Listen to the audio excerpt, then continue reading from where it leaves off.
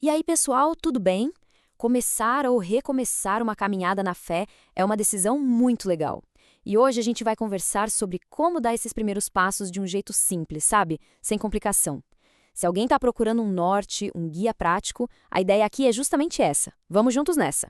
Sabe aquela frase de que toda grande jornada começa com o primeiro passo? Pois é, isso é a mais pura verdade. Não importa o tamanho do desafio ou do sonho, tudo começa com a atitude de sair do lugar. E na vida com Deus, esse princípio é mais real do que nunca. E aqui, olha, aqui tá a base de tudo. Pensa comigo. O nosso corpo precisa de comida para sobreviver, certo? Então, a nossa vida espiritual também precisa de um alimento diário. E essa fala de Jesus em Mateus deixa isso bem claro. A palavra de Deus não é um lanche, é o nosso sustento. Então, o que a gente vai ver nos próximos minutos? Basicamente, são estes 5 pontos aqui. Vamos entender por que precisamos deste alimento diário, o que exatamente é um devocional, como fazer um na prática, o impacto disso na vida e, para fechar, a importância de ter uma igreja que seja como uma família. Certo, vamos começar pelo começo, né? Se a gente está falando que a vida cristã é uma jornada, qual é o combustível que nos mantém andando? É exatamente sobre isso que a gente vai falar agora. A necessidade de se nutrir espiritualmente todos os dias. Essa comparação aqui é perfeita. Ninguém espera que uma criança cresça forte e saudável comendo só de vez em quando, não é mesmo? É a mesma lógica. A nossa fé, para ficar forte, para amadurecer, precisa ser alimentada todo santo dia com a palavra de Deus. Ok, então a gente já entendeu que precisa desse alimento diário. Mas qual é a principal forma de fazer isso? É através de uma prática que a gente chama de devocional. Vamos entender direitinho o que essa palavra significa e por que ela é tão fundamental. Então, o que é um devocional? De forma bem simples, é o seu tempo separado para Deus.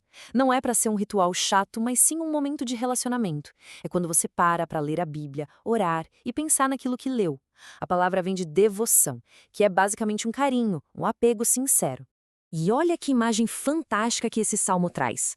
A palavra de Deus no nosso devocional funciona como uma lanterna. Ela não só ilumina o próximo passo que a gente precisa dar, mas também clareia a estrada lá na frente, dando segurança e direção. Agora que a gente já sabe o que é e por que é importante, vamos para a parte prática. A pergunta é de US$ 1 milhão. Como é que eu faço isso no dia a dia? Como eu transformo essa ideia em um hábito real? Vamos lá, um guia bem simples. A gente pode dividir em 3 passos bem fáceis. Primeiro, leia e ore. Antes de ler, peça para Deus te dar sabedoria para entender. Segundo, medite e aplique. Pense no que aquele texto significa e como você pode viver aquilo hoje. E terceiro, converse com Deus. Fale com Ele, de forma sincera. Esse versículo de Tiago é a chave para o primeiro passo. Sabe, ler a Bíblia não é só um exercício de leitura, é algo espiritual. Por isso, começar pedindo sabedoria para Deus muda tudo.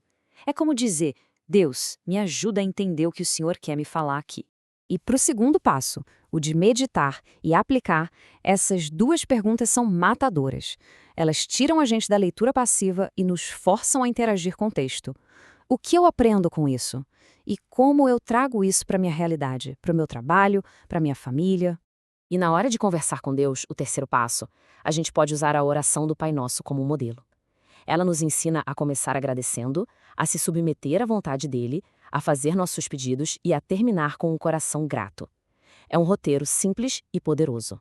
Beleza, já vimos o que é, como fazer, mas no fim das contas, por que isso tudo realmente importa? Qual a diferença que isso faz na vida real, na prática? O primeiro impacto, e talvez o mais incrível de todos, é o relacionamento. Cada devocional é como colocar mais um tijolinho na ponte que te liga a Deus. Aquele Deus que parecia distante começa a se tornar um pai próximo, alguém com quem você conversa todo dia. E essa promessa aqui de Tiago nossa, ela é muito direta. É um convite com uma garantia. É como se Deus dissesse, dê um passo na minha direção que eu correrei ao seu encontro. É uma certeza de que o nosso esforço não é em vão. O segundo grande impacto é que essa prática diária nos prepara para ver o sobrenatural acontecendo no nosso dia a dia. A fé, quando é alimentada, abre nossos olhos para ver a mão de Deus agindo, trazendo paz onde tinha confusão, força onde tinha fraqueza, Esse versículo em Marcos faz essa conexão direta. A fé abre a porta para os sinais. E o devocional é o que constrói e fortalece essa fé, nos colocando numa posição de ver essas coisas acontecerem de verdade. Mas, olha só, essa jornada não foi feita para a gente caminhar sozinho. O nosso crescimento pessoal fica muito mais forte quando a gente está conectado com outras pessoas. E é aí que a igreja entra como a nossa família espiritual. Essa frase aqui é uma das mais poderosas da Bíblia sobre o que é a igreja. Não é só um prédio ou uma instituição. É uma família. Um grupo de pessoas que pertencem umas às outras porque antes pertencem a Deus. É o que buscamos viver, por exemplo, lá no Mevan São José, esse senso de família.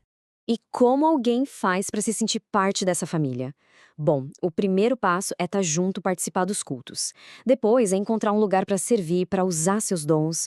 E, o mais importante, construir amizades, relacionamentos de verdade que vão te sustentar nos dias bons e ruins. Agora, para terminar, um desafio bem prático. Se você está pensando, mas eu não tenho tempo, a proposta é simples. Comece com 10 minutos. Só isso. A constância de fazer 10 minutos todo dia é muito mais poderosa do que fazer 1 hora uma vez por semana. E guarde essa imagem com você. A caminhada da fé é uma maratona, não é uma corrida de tiro curto. Não é sobre ter picos de empolgação, mas sobre ter constância, um passo de cada vez, dia após dia. E assim, a gente termina não com uma resposta, mas com uma pergunta, um convite. O caminho está aí, a porta está aberta. A única questão que fica no ar é, depois de tudo isso, qual vai ser o seu primeiro passo?